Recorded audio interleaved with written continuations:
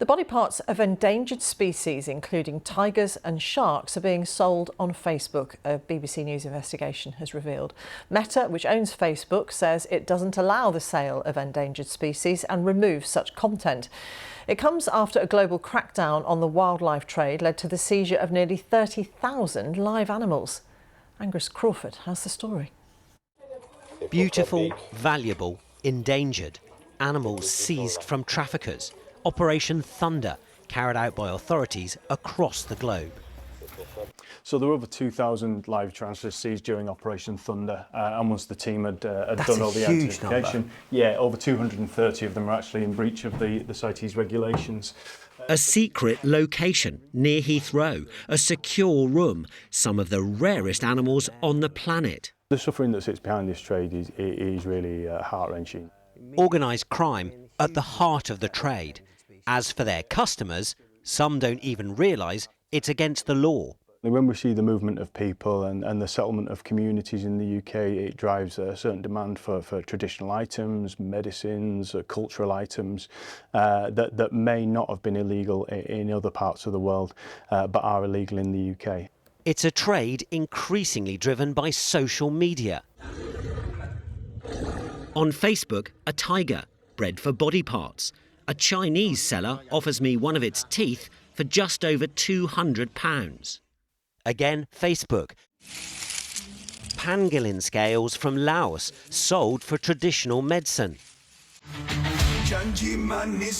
And Indonesian shark fins, £30 a kilo. Facebook once more. But you don't have to look to the other side of the world to buy endangered species. There are sellers right here in the UK. Dried seahorse for food or medicine. On the right, a supplier in the north of England, happy to sell me a pack. It cost just over £60, delivered to a post office box. Let's see what we've got. Well, there you have it. That's about 13 dead seahorses. That's a protected species. Selling them like this, well, that's against the law.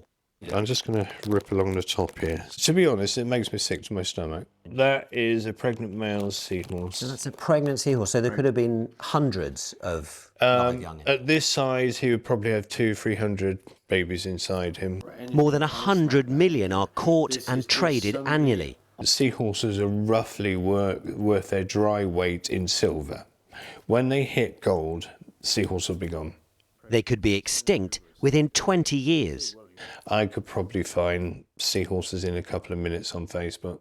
It's that easy. What do you think of that? Tragic. Absolutely awful, tragic. Meta, which owns Facebook, told us, we do not allow the sale of endangered species on our platforms, and we remove this content as soon as we become aware of it. Our rarest animals, at risk and for sale, just a click away. Angus Crawford, BBC News.